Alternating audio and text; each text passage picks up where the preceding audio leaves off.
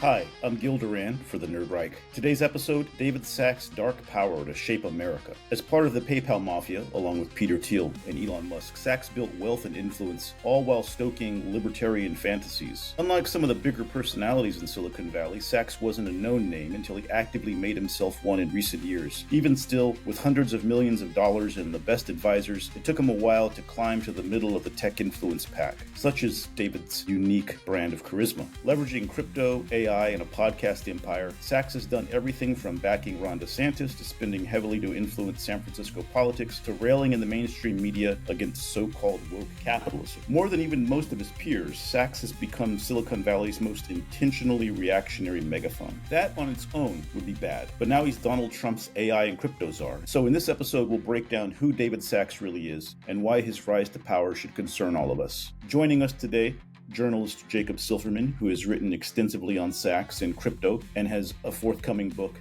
Gilded Rage, Elon Musk and the Radicalization of Silicon Valley. He's joined by Kate Willett, a stand-up comedian and scathing critic of tech who spent many years in San Francisco and knows the city's politics well. Kate is also host of the new podcast Dystopia Now, where she and Emil P. Torres rip up our would-be tech overlords on a regular basis. It's a podcast that's much better than this one, and you should go and subscribe to it right now. So thank you both for being here. Nice to see you both. Nice to see you. Let's start with Sacks' early days. And I did want to note that Jacob, back in 2022, I believe, wrote a piece for the New Republic about David Sacks. And I was editorial page editor of the San Francisco Examiner at that time. And I remember reading it and just shaking with rage at myself that I had not written this piece, having sat here and watched this man become a local political power player with these clearly reactionary politics. And so I decided to do something about that. And lo and behold, I ended up writing a series about these guys for the New Republic. So I always like to throw that out there because he had a major impact on me and has shaped my views on this. So starting with Sacks' early days, how does a South African immigrant with a Stanford pedigree become one of Silicon Valley's most influential venture capitalists? And what does it say that he and Elon Musk, two men with surprisingly similar origins, South Africans go to elite American colleges and go into tech in Silicon Valley, now find themselves at the apex of power in the U.S.? Let's start with you, Jacob. Sure. The third member of this troika really is Peter Thiel. I mean, the third South African. And these are all guys from the PayPal Mafia. You can go back before that. Thiel and Sacks met at Stanford, where they were both very political creatures from the beginning, in a way that I think that Musk has only become more recently, but that's where they met. And all three of these guys worked together at PayPal. And people have talked about the PayPal Mafia for a number of years now, but I think really this latest election was sort of the PayPal Mafia election where they finally came into their own. So in some ways, Sacks is a more recent entrant onto the scene, or can seem like it, but he's always been there in this kind of familiar political business grouping. Kate, what do you think of those parallels in their origins and how it's resulted in their current images and ideology? You know, I just have to say that the whole time you were talking about this, I did think about a Lin-Manuel Miranda Hamilton style rap about the immigration journey from South Africa to the US. I mean, to me, it seems like David Sacks has been playing on a reactionary sentiment that exists in San Francisco and has been stoked by the right, where there is such a terrible problem with people not having homes. And as a leftist, I would say, yeah, the solution is to give everyone homes. But it seems like he's been a real master of turning people's anger towards progressivism and even towards people without homes themselves. I think one reason why he sort of developed a knack for that lately, or kind of caught on it, or came around the scene again, is because if you look at the book, The Diversity Myth, that he wrote with Peter Thiel in the 90s, it's all about anti-multiculturalism, and it's really like a book that could be written now. I mean, it's pretty gross and objectionable in a lot of places, but it's basically just like a screed against woke culture, but uses the word multiculturalism or multicultural. That it's a similar kind of resentment towards elites, resentment about supposedly, PC or liberal mores, and also melds with the kind of growing elite disgust towards homelessness or people who frankly can't succeed in the capitalist system. That sort of snobbishness, I think you see that in kind of his politics all along. And so, in some ways he just took what he'd been doing in the 90s on a smaller scale with Teal, the certain kind of familiar anti-PC kind of outrage stuff, and adapted that, I think, towards some of the language and the political disagreements of today. We definitely see a lot of relevance between the early Sachs, the proto-Sachs, and what he believes foundationally, going all the way back to his days at Stanford, especially in terms of things like diversity. I remember the 90s. I was in college back then. Multiculturalism, which was what you call this experiment to bring people who were not white to campuses. And this apparently was considered a very aggressive and bad development for people like Sachs and Teal. And well, sometimes it's harder to really understand what someone's belief system is when they're in college. That's not the case when we talk about Teal and Sachs. They wrote an entire book, as you mentioned, The Diversity Myth, Multiculturalism, and Political Intolerance on Campus. Clearly, they saw those two things as the same thing. And the book criticized Stanford's diversity efforts and noted that, quote, real diversity requires a diversity of ideas, not simply a bunch of like-minded activists who resembled a bar scene from Star Wars. Doesn't even quite make sense. And I read that, and he's comparing people of color to other species. So maybe it does make a little bit of sense, right? You're right the bar there, scene yeah. in Star Wars, you have this collection of different species that don't quite have much in common in a bar. So that's a little weird, more than a little weird. I think we know what that is. And, normally throwing down against diversity in the Bay Area, using a Star Wars metaphor or anything like that, just down the road from George Lucas's production studio would be the main thing we could focus on. But there's also a quote in the book where Sachs and Teal described date rape as, quote, seductions that were later regretted, end quote. And when you think it can't get worse than that, then they have another term in the book, multicultural rape. And let me quote that section, quote, but since a multicultural rape charge may indicate nothing more than belated regret, a woman might realize that she had been raped the next day or even many days later. Under these circumstances, it is unclear who should be held responsible. If the alcohol made both of them do it, then why should the woman's consent be obviated any more than the man's? Why is all the blame placed on the man? End quote. First, it's amazing that these guys wrote this and said it out loud, that they felt emboldened to do that. Second, that someone somehow published it. I mean, I should say that, Sachs later apologized for his comments on rape in 2016. Sorry, I was just going to say, by the time you're apologizing for your comments on rape, that's not a great situation. None of us really should be in that situation in the first place. And I think it's even worth noting that, Teal and Sachs apologized for the rape comments, but Teal specifically has said that he thinks the book holds up. I mean, he said that in recent lectures, and he still kind of complains about some of the same things, like being forced to read Rigoberta Menchú, the Guatemalan activist, I believe, in college 30 plus years ago. He still has the same kind of reference points. So there's a way in which I think they stand by this and they're stuck in that past. How does it define his identity then, and what does it say about what we know now? I mean, I think one obvious point, you were just speaking to one of them, but this war on diversity, equity, and inclusion, right? This is not a new thing. This is a thing they have been pushing for over 30 years. The war on women and women's freedoms and women's rights, another thing they've been pushing for a long time.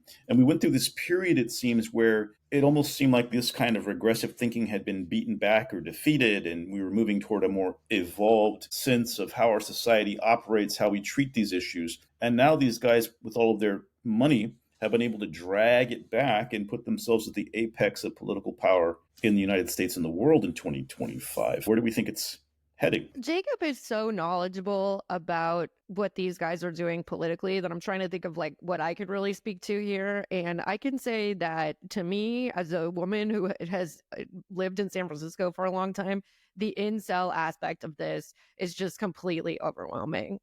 This kind of pro-rape or rape apologist stuff. If you think about who is the intended audience for this, it is these guys who are extremely nerdy, maybe have not had a lot of success with women. And instead of, doing what a feminist like myself would advise, work on your social skills, get to know some women, be friends with them, work on your life. They're peddling this message of resentment towards women and almost like a proto red pill stuff. And this kind of thing has become extremely salient in the MeToo backlash. And I do think that that is part of what has enabled them to have the degree of cultural success that they have, apart from even the political aspect of donating to campaigns. I completely agree. I think some of the social movements of recent years kind of might have brushed past Silicon Valley, but didn't necessarily fully penetrate it or affect it.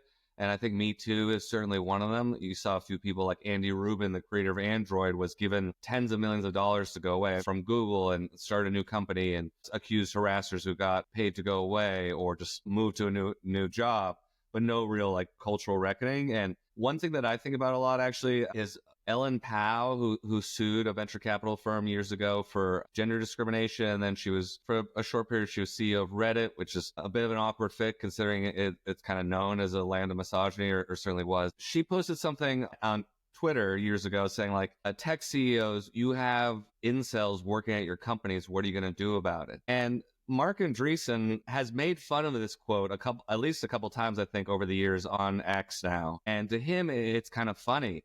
But to me, I actually thought it resonated a lot, or made a lot of, like, what are you doing about it? Well, they're promoting those guys. They made them executives and CEOs and funded their new companies. And I just think it speaks to something, of course, where these guys are at the center of it, who we're talking about right now, and David Sachs, but that has really defined kind of that misogynist culture that has spread throughout tech. And it seems to me one of the things that I'm always thinking about is how they're so loud about these very bad ideas. They're not trying to hide them. And they've sort of always been that way, being about as out there as they can be on this stuff, being as aggressively, toxically extreme on these issues. And, I've written a lot about some of those more advanced things like the network state. And I'm always shocked that I'm not getting these things from leaked memos or from somebody saying, here's what was said. This comes directly from them. They are very happy, proud, aggressive about asserting their very bad ideas and now imposing them on the country. And I think, we've kind of touched on this already a little bit, but it is interesting that you have this small group of white men with South African origins, the PayPal Mafia, who come out of Stanford, who try to create a digital currency interface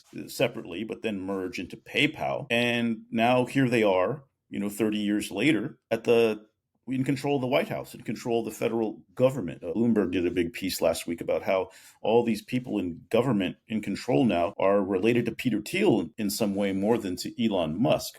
Musk never really invents anything. He just jumps on something that's already going and tries to take full credit for it.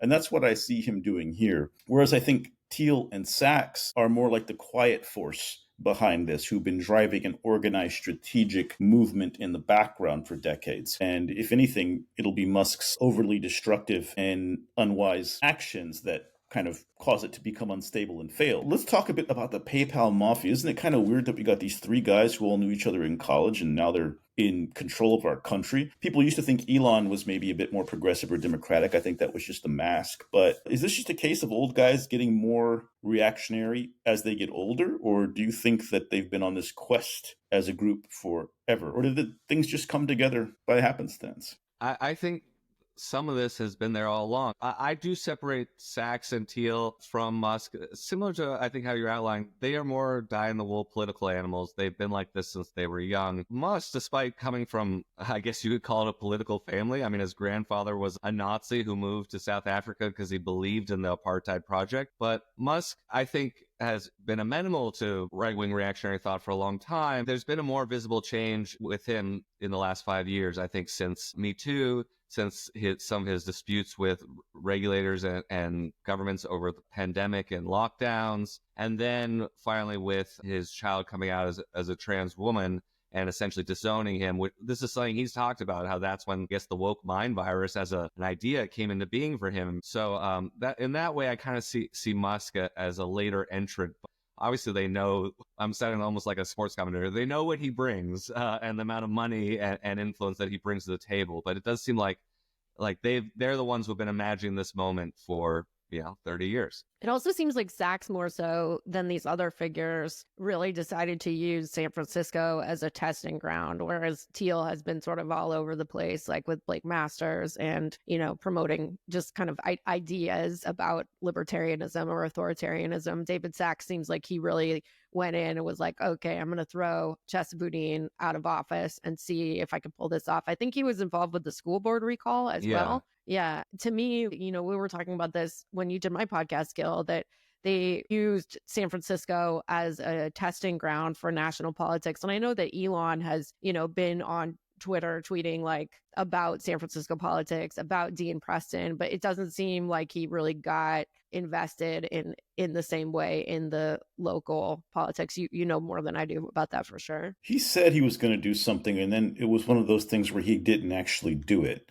He was more throwing the weight of his tweet power at Dean Yeah. Preston. I think he claimed he was going to get involved in that, but then he didn't. But obviously, the buying of Twitter, as you know, we saw this rise. This slithered out of San Francisco politics, which when I Yeah. was at the Examiner, I often felt like I was in some kind of lab experiment where things are being polarized and we're trying out these different things, and these weird tech zillionaires have now become these aggressive influencers online. And that was really what started my curiosity into this particular thing. I knew there was something going on I didn't understand. As someone who started my career in the Bay Area, it was strange to me that I suddenly didn't understand the politics of the Bay Area, which I used to be considered an expert on. And when you dig deeper, you find these tech guys are there manipulating a lot of this stuff, and now it's really clear. It seems like, so I moved out of San Francisco right at the very beginning of 2016. And that period of time from like 2012 to 2016 was like a really tumultuous time in San Francisco. Like I remember living in a house where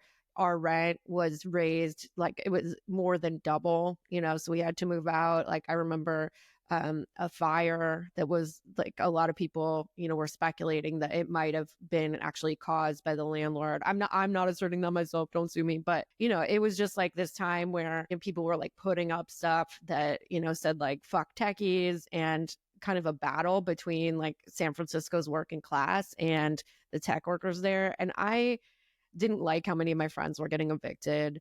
I didn't like all of the theaters and art spaces that I hung out at being closed down to be replaced by something. And I moved away. And then I didn't really look at or think about San Francisco politics again until 2022. And then I saw the Chesapeake recall and then started looking into it. And, it seems like these kind of astroturf organizations funded by Sachs and other tech billionaires really like metastasized into this thing, which created like a sort of like tech identity politics that is super reactionary. I don't know. Do you agree? Yeah, I think so. And I think you both are very right to call out San Francisco as the sort of testing ground. I mean, even after Putin was recalled, I remember there was an interview Sachs did with Tucker Carlson, one of those, and he said that basically this was, I'm paraphrasing, but he said this was a model, it's going to have to be replicated everywhere. And that's kind of one of my contentions in my upcoming book, and I think I'm not the only person to say this, but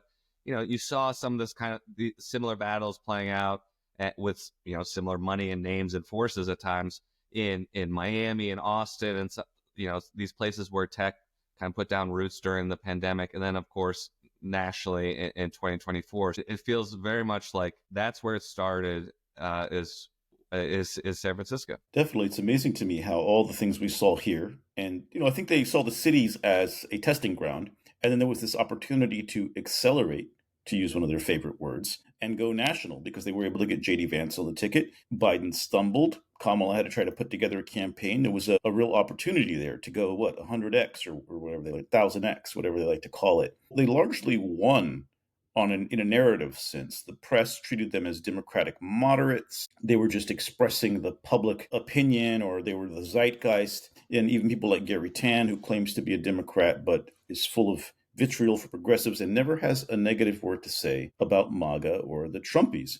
And so we did see this rise up out of the Bay Area as a prototype, and now it's moved on to the national level. And I think one of the things I find strange, I'm going to get on my bitter bus for a second here, is that we still haven't read in the California press anything about this. Everyone like completely ignored it while it was happening, or helped it to grow by completely mischaracterizing it. And now that these guys are on the national stage in control of the government, we still don't have any context for readers or people in the Bay Area of how this thing that started here became this other bigger thing. And I think it's pretty amazing. I was interviewed by the New Yorker last week, and like not one Bay Area reporter has like mentioned it or retweeted it, or it's just like, even if it makes the New Yorker, it's not going to be real to people here. And so I think that in some ways people like Sachs and Tan aren't wrong. All this stuff is ripe for disruption. The media establishment is out to lunch. The political establishment is vulnerable to takeover. What's dangerous, though, where I totally disagree with them, is what the prescription is. This basically tech fascism, which they are now bringing to the national level. I actually have a theory about why there's not why these stories are, I don't want to say suppressed, but why there's a discomfort even among people who would, say that they absolutely oppose Trump. I mean, the Republican Party and the tech fascists in that party funding it are obviously front and center, but there is quite a bit of involvement with the Democratic Party as well, particularly in California. I think I saw this thing today where Gavin Newsom sent tech leaders a phone programmed with his direct line. Yeah. What? I'm sorry, I groaned very audibly. Yeah. And I mean, Gary Tan, he, staged his little, San Francisco political takeover, as you're saying, under the guise of moderate. And that was a very key aspect, was to present this as oh, we're not right-wing extremists. We are just liberals who are deciding to be more practical and common sense. And some of those astroturfed organizations that they fund, I'm thinking about Grow SF, which is this organization that is presenting itself as this sort of organic organization. But you have to fact check me on this. It has a lot of Gary Tan funding. He's the main funder. And then there's a few other douchebags that are donating to this. And their agenda is presenting itself as oh, this is just common sense, liberal stuff, reform the zoning codes. We want more police officers because of safety. And it's okay, but the stuff that they're actually trying to do is pretty, the policing stuff's pretty extreme. A school board election where these people don't they don't have kids. They're not trying to make better schools. It's just about spreading this right-wing agenda through the guise of hey, we're just Democrats who have had enough. Mm-hmm. Sometimes I also think that they're more usefully understood, I mean, along kind of the axis of authoritarianism. I mean, all these guys are authoritarian. I think it's important what you're saying, that this stuff plays out on partisan lines at times, but Eric Schmidt, in my mind, is an authoritarian. Or Chris Larson, the Ripple guy, owns all of the private surveillance camera network in San Francisco. He claims to be a Democrat. And people like Gary Tan, who, kind of had this fig leaf of, oh, we're moderates. The way they exercise and manifest their power, like a lot of really rich guys, tends to be in this more bullying authoritarian way. And, they'll use the Democratic Party or sort of the norms of Democratic, both small d and big D Democratic Party politics to their ends. But the ends tend to be authoritarian, self-serving, like we've been talking about. That's one of the amazing things, I think, how a lot of people, especially political reporters, don't understand ideology or how it works. So they're easily snowed by this description of, oh, we're moderate. But if you examine what these guys actually support, there's no question about what they are. They are reactionary, regressive, authoritarian. That was one of the things that, to me, was one of the biggest clues as someone who has worked in California politics for a long time. I worked on a lot of the criminal justice reform policies in my career that they were attacking. And I knew the basis of them was that we had learned that prisons are crime schools and that the lock 'em up mentality of the 1970s, the 1980s, and the 1990s is what was producing the increase in violent crime. And I learned that alongside none other than Jerry Brown, probably one of the few intellectuals to ever serve as governor of California, who had signed a bill that had increased mass incarceration in the 70s, and then later in life had to undo that, having learned a very painful and terrible lesson about how things actually work. And so to see these guys who claim to believe in science, who claim to believe in logic, who claim to believe in rationality and reason, arguing for policies that I knew on a scientific, factual, historical basis were harmful, was to me clearly regressive. It's not like I could meet Gary Tan halfway on something. And by the way, when Jerry Brown was mayor of Oakland, we were tough on crime. I probably helped incarcerate more people than anyone else in the conversation. So I also know that that doesn't work. You can make some good headlines. You can make everybody think you're tough. You can get elected attorney general.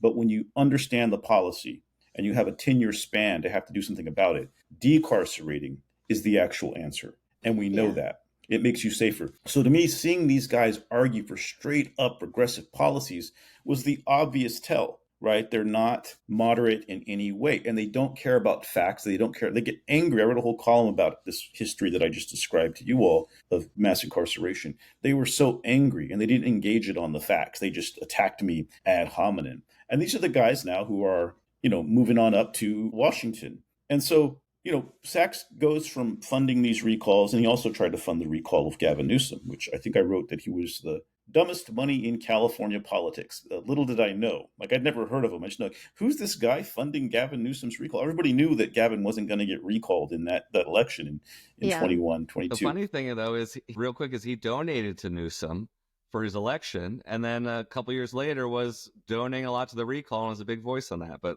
please go on. Men are always just getting so emotional, A just little changing too their much, minds right? so much. Yeah. Maybe it's the hormones. Yeah. Well, it was like, self-interest, right? He just wants to be on the side that's winning, to steal a phrase from Bob Dylan. So what does he actually want politically? He goes from SF to funding DeSantis and Vance and, is this just billionaire self-interest repackaged for the culture wars? I think we've gotten a bit to his ideology, this authoritarianism. What do we think they want, having seen what he did in San Francisco? I mean, it seems like a very concrete thing he wants is for crypto to make a fuck ton of money. It seems like that's like one of his main purposes in the Trump administration. But, it seems like I actually don't know as much about David Sachs' personal ideology as I would about like Peter Thiel, but assuming that they are aligned, it's an anti-democracy vision for sure, where like voters have far less power and tech is number one. They're in control, and the decisions for how our society should go are being made by tech overlords instead of like a populist vision of like let's all get together and pass a healthcare reform that's going to benefit everybody. Yeah, I don't think that there's necessarily like some specific ideological program that Sachs wants, despite styling himself as a little bit of an intellectual. There are certain policies, like he wants crypto to have what most of tech and the crypto industry wants, which is better access to banks and capital markets, less regulation. All the lawsuits are already and government investigations are already going away, so they're getting that. He cares a lot about foreign policy. I mean, that just seems to be a matter of his own personal interests, and obviously kind of became a name the last couple of years, pontificating about the Ukraine war and the Russian invasion of Ukraine, mostly on kind of a pro-Russian tilt. So, I think he'll, even though his job is AI and crypto czar, I think he'll continue to push Trump a little bit on Ukraine, or at least speak out in support of kind of a pro-Russian settlement. Besides that, tax cuts and plutocracy and all the other stuff that I think appeals to kind of that business tech elite class, and then letting Elon cook, letting Musk both take the lead, but also maybe I think take some of the flack for everything that Doge does. And I assume that people like Sachs see some potential profit for themselves in there. I mean, Sachs is an investor in AI companies, for example. Doge is trying to put AI in everything. And also more police. It seems like policing has been a hardcore part of his agenda. Like, I mean, I've just seen with like a lot of these like San Francisco figures, Sachs, Tan, it seems like ideologically a big thing that they want is to pull people back from this embrace of criminal justice reform, from like letting people who have not yet been tried for a crime, like bail reform policy is like, not making people sit in jail because they're too poor to pay. I mean, I know a big thing with the Chesa campaign, the Chesa recall campaign. I'm not sure how much Sachs was part of the vision for this, but like the way they presented it was that like it was racist to support Chesa Boudin. It was like anti-Asian racism to want criminal justice reform because that made Asian people more likely to experience hate crimes. And I don't think that the data actually substantiated that. It seems like just kind of getting people back into the cops, sort of like ideologically into a police state after the 2020 George Floyd protests has been a big goal of these guys. And I do see, Sachs, his actions would suggest to me that he is specifically passionate about like getting the libs back into the police. For sure. And that's actually why I originally wrote about Sachs a few years ago, was when he was a big voice in the Chesa Boudin recall, and this kind of reactionary sensibility that I think has spread throughout tech and other corners of society against criminal justice reform and the public presence of homelessness. And they really just want like an orderly fascist society that leaves them free to innovate and do what they want. And they can like walk down Market Street one day a week, maybe, and not feel accosted or oppressed. But they're not really people, I think, who like cities or urban life, but they, of course, demonize it and act like they need to be rescued. And so we need to give the full rights back to the cops. My thesis about these people Sachs, Gary Tan. It seems like in like 2019, 2020, a lot of young people were becoming a lot more sympathetic to or fully supportive of democratic socialist ideas, stuff that to me makes a lot of sense. Like, hey, why doesn't everybody have healthcare? Like, perhaps we don't have to spend so much of our city budget on cops, and instead we can provide services to people who need them. And like, to me, that seems like a big factor in these guys like David Sachs trying to get people trying to get way more actively involved into politics, is like to push back on like the type of ideology that was emerging with young people around Bernie Sanders and around the George Floyd protests. And I think for the most part, unfortunately, they've been really successful. I think that like in 2020, some liberals that I marched next to at the George Floyd protest, now they're like calling for more cops because of this, like this fear mongering about like, oh, because someone doesn't have a home, that means they're gonna hurt you. And it's really unfortunate the degree to which like these people have been successful in getting people to like be afraid and think that the solution is just adding an F ton more police. I think the energy of these changes in society, Me Too, Black Lives Matter, the need to engage in collective behavior to save lives during the pandemic, I think that all scared the hell out of these guys. Yeah. And they decided we got to push this the other way. And we have to use our money and our power and our technology to do that. And they saw that there's a real potential right now for disruption. People are ready to be active. People are ready for change. And they had to find a way to twist the knob so that it goes in their direction instead of against it, right? Me Too goes directly against that shit that Thiel and Sachs were writing in the diversity myth about rape, right? Black Lives Matter goes directly against their whole thesis in the diversity myth. They saw themselves losing control of the political and social narrative. Some people got together and decided we're going to push the other way. And what amazes me the most, going back to the criminal justice reform thing, was that we've actually seen crime rates drop to historic lows during the era of criminal justice reform. Yeah. It's been working. Dramatic success. And yet they have somehow found a way to terrify everybody using drug addiction and homelessness in place of statistics that clearly show a massive downturn in especially violent crime. And the crimes that have gone up are clearly indicators of economic stress among working class and poor people, right? Thievery and things like of this nature. But having worked at Oakland City Hall for a tough on crime mayor, we would have given anything to have low murder and robbery and assault rates and instead have higher shoplifting. Because when you have that body count, there's nothing more important or more grave than people dying and having to be buried every week because of violent crime. And so the hysteria these guys have been able to produce about crime at a time when crime rates are at historic lows is truly sinister, in my opinion. Yeah. On top of that, their whole little elite Bible, The Sovereign Individual, a book that I've talked about before that was very important to Peter Thiel, that predicts the information age, will basically put these guys like Thiel, Sachs, and Musk on the top of the social pyramid as the cognitive elite as everything around them declines, says there's going to be all kinds of violence and crime increasing as technology takes away people's jobs. So your own little tech Bible says it's going to get violent and ugly, and you want to sit here screaming that someone needs to do something about the violence and the ugliness when, according to the Sovereign Individual, it's your damn technology that's going to create it. So there's some really interesting and deranged and sinister and dark logic, I think, behind some of these things. Part of it is that Democrats suck so bad.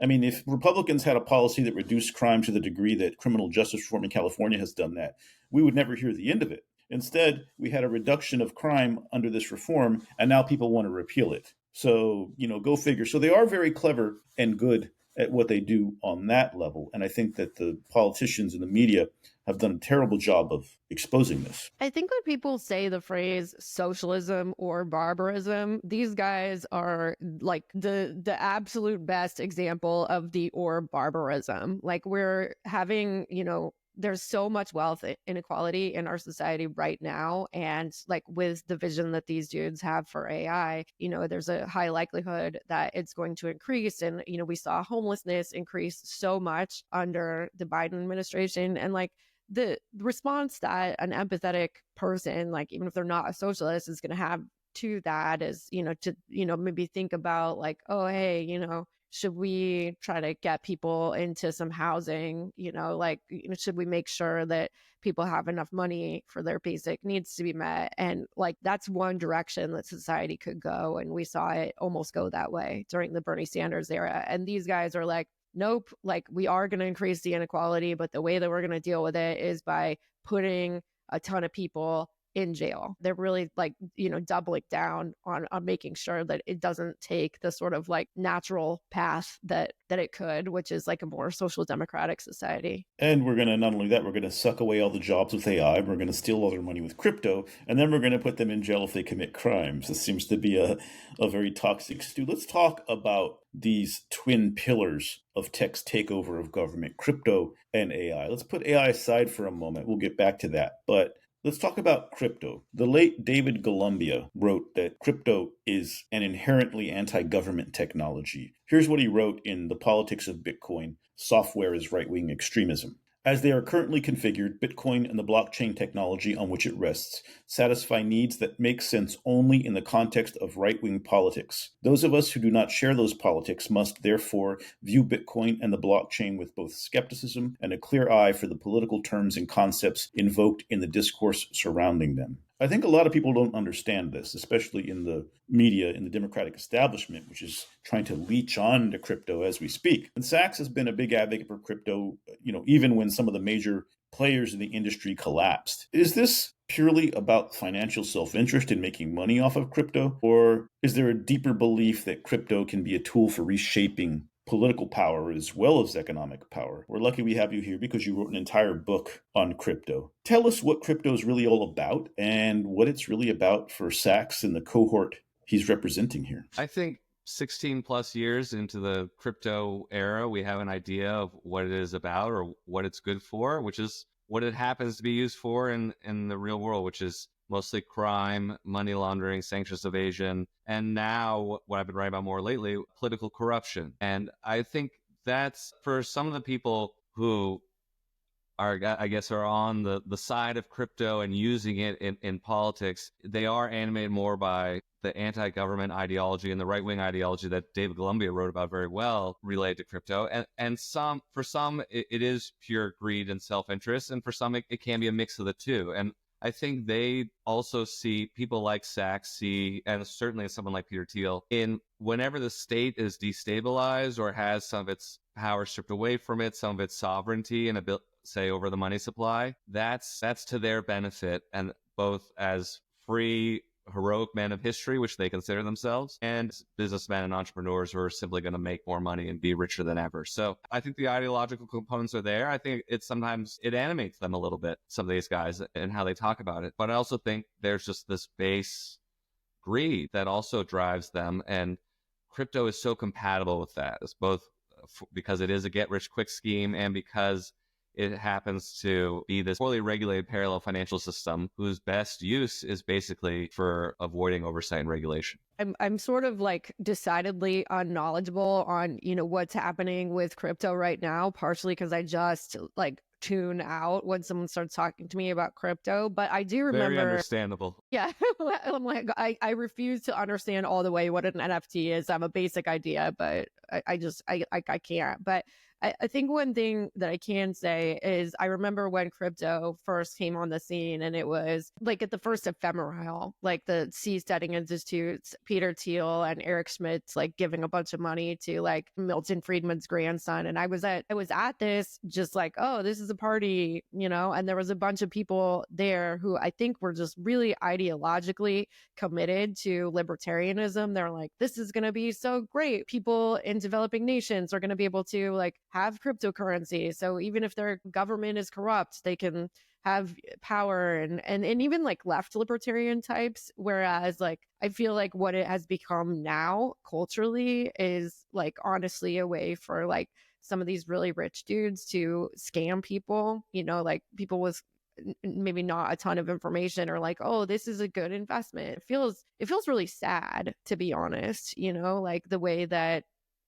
they may be taking advantage of people who don't have a ton of financial literacy. Not that I have a ton of financial literacy, but I just mean like that feels like it was maybe going away, like after there was all the backlash to like the Super Bowl crypto ad. But now with the Trump administration, it feels fully back. Yeah, I thought we put away some of this in 2022 after FTX collapsed and all these companies collapsed.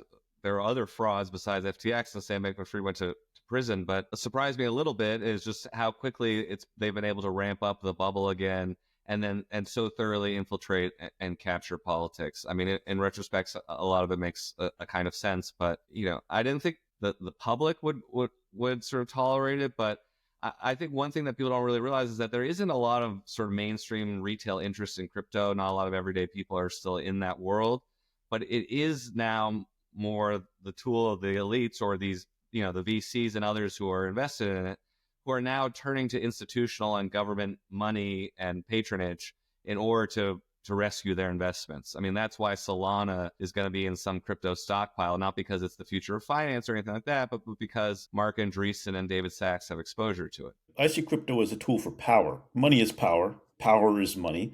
And they're pretty explicit in a lot of their writings and their podcast talks that that's how they see it too. Brian Armstrong, the CEO of Coinbase, spoke at the Network State Conference last year and said, if you're building your network states, build them with Coinbase. They see this parallel financial system as a way to undermine traditional government authorities. And of course, that's a big part of the thesis in The Sovereign Individual, that these new cyber currencies will allow individuals to suck revenue out of governments. And I think to your point, Kate, there was a time when this stuff seemed to code a bit left as well, right? When the government seemed like an authoritarian right-wing government, you do want ways to evade detection and to be able to resist and rebel against that kind of authority. Or just to buy weed. Yeah. Or just buy weed, yeah. But it seems like what's happened is that formerly so-called libertarian ideal has really shifted authoritarian.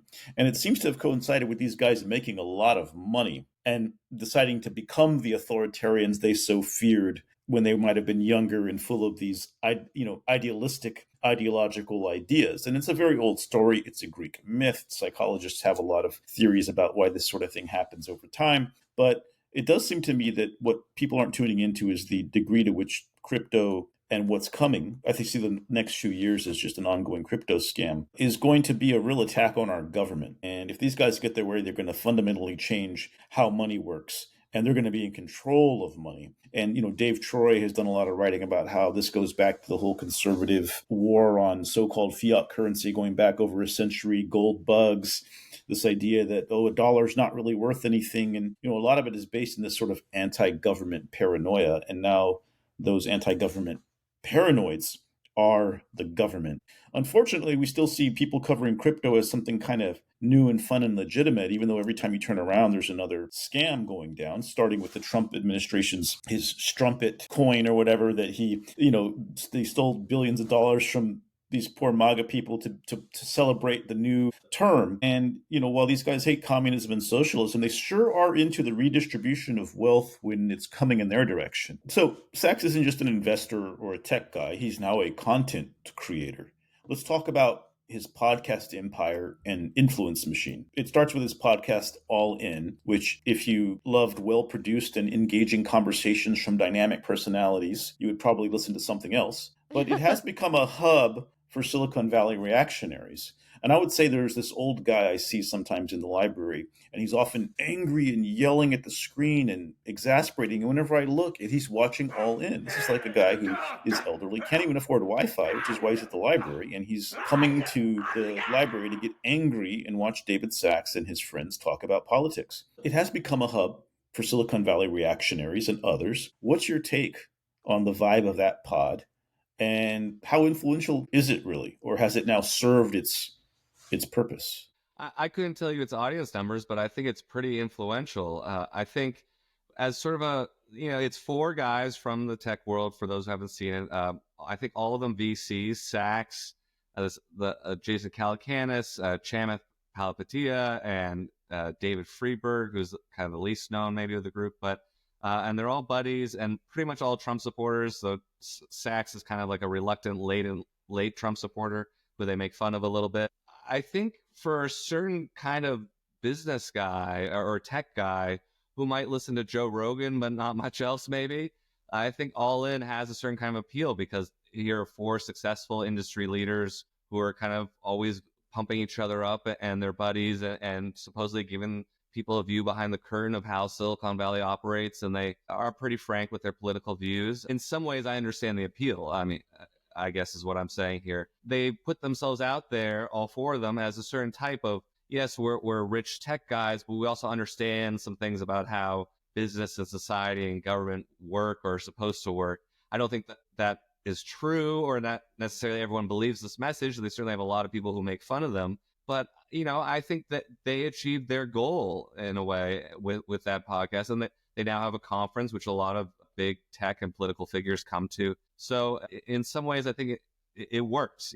They carved out this kind of political cultural niche. If I had to guess what the profile of a all-in listener is, like besides, like their friends, I would guess that this podcast appeals to like what on the internet in the manosphere is known as the Sigma male. It's like they made like the men's rights guys made like a new taxonomy that goes beyond like alpha male and beta male to like the Sigma male is like a guy that, he's not alpha, but he like is like a hustle success guy and gets a lot of money, and then like for that reason can have success with women even without being like outwardly charismatic. And I think that these dudes seem like they are appealing to like kind of like the reactionary type of guy that maybe is like, oh yeah, like these business leaders, like they're gonna give me, like this insight into how I can be more successful. And also like they have this sort of right populist like veneer, which is pretty ridiculous given that like they are so rich, but I don't know, it is working on people, it seems like. Yeah, I don't think it's necessarily appealing content inherently. It does reflect the way in which like everyone kind of is a content maker now. Like an article about Hassan Piker, the New Yorker, that I was reading, and it said something like, I think like 18 Republicans in Congress have podcasts, something like that, which isn't a ton, but like this has been something that's definitely been taken up more on the right. Is just that like everyone should just be podcasting and expounding upon their ideas, kind of partly because they think that they are the smartest people and that they are first to all of these ideas and that no one's been there before. But it's just sort of part of the program now. If you want to be politically influential in any ways, you're going to be on a podcast or producing your own. I think there's something like 30,000 new podcasts created every day. I saw some stat along those lines. Encouraging.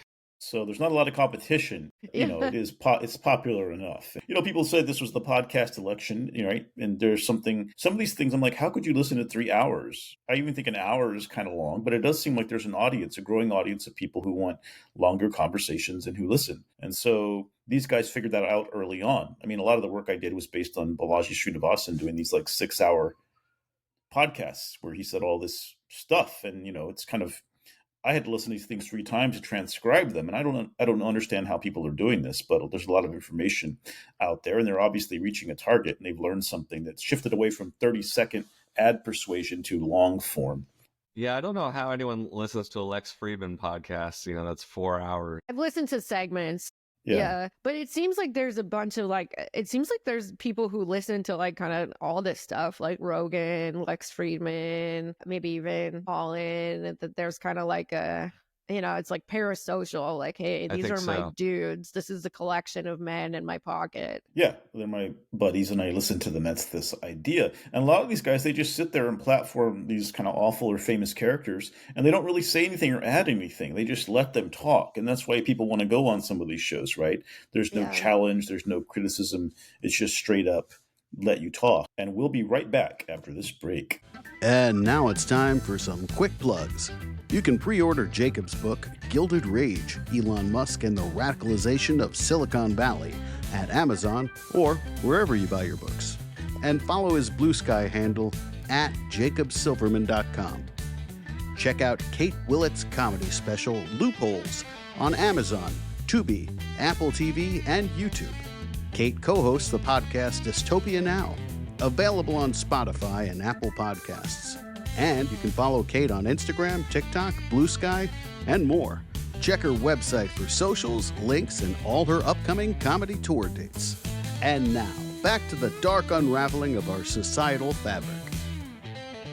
With that, we come to prediction time. What's next? What are we going to see from David Sacks and the PayPal Mafia in Washington in the coming year, if you had to take a guess? Jacob, let's start with you. I think that they just want more legalization of crypto, more access to money, to mainstream dollars, because that's what a Ponzi scheme needs. So I think while at first we may just have the government consolidating its various C's, crypto or Bitcoin, into a stockpile, they're going to somehow try to start buying crypto, buying Solana and other tokens to prop up these prices and bail out the VCs. And I think broadly with AI, it's going to be an anti-labor play and a privatization effort. And Elon Musk will be, as long as he's allowed, will be unleashed by Trump to do that. And they expect that sort of contracts, but also just a governing philosophy to change, which is that most bureaucrats are considered useless or parasites under the sort of prevailing ideology,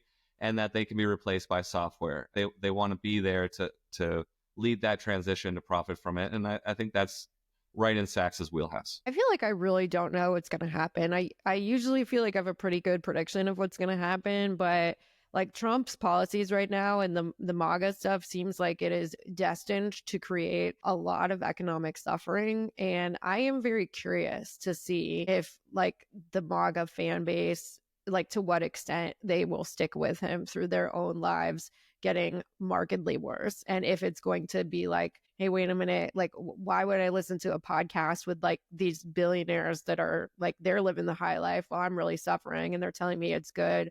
I don't know if people are going to turn on them or not. Like, I wouldn't be surprised if there's devoted cultists who are like, oh yeah, you know, like this is part of Trump's grand plan, but like, it's definitely not going to be everyone. And I'm curious, like what does the left have on offer that could maybe like appeal to people? Like, will the Democratic Party like get their shit together at all? Or is it going to be like, yeah, like Trump sucks ass. These billionaires obviously don't care about me, but like, they still, out of all my crappy options, feel like the best thing. I don't know. I don't think you can reach the MAGA people for the most part, maybe a small percentage, but I think it's going to be about the swing voters, whoever thought it might be a good idea to vote for Trump and might not have expected the degree of destruction and billionaire authoritarianism that they're getting.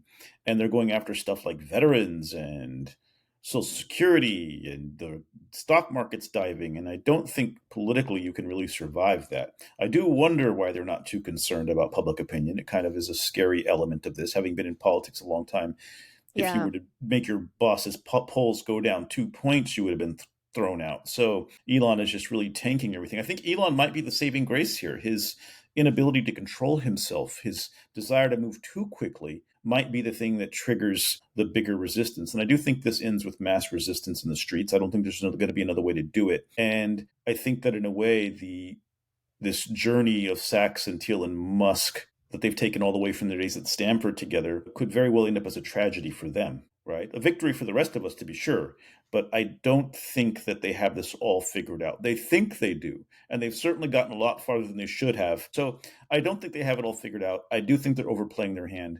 But I think we're going to have to write a lot of destruction and turbulence before we see the outcome. And I think we're all going to have to do our part of that.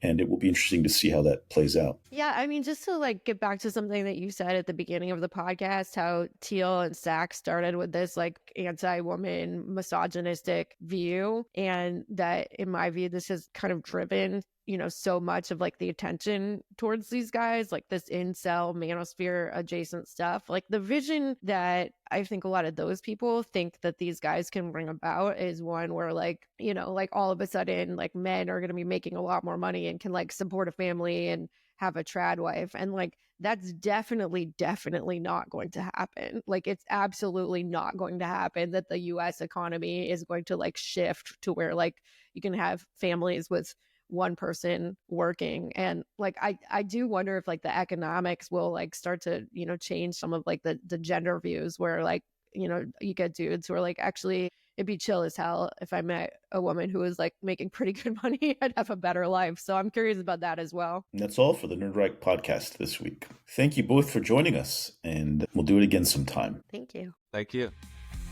The Nerd Reich is written and hosted by Gil Duran. It's produced by R.R. Robbins. Write us a review on Spotify or Apple Podcasts. Follow us on YouTube and sign up for the newsletter at thenerdreich.com. See you next time. Hopefully.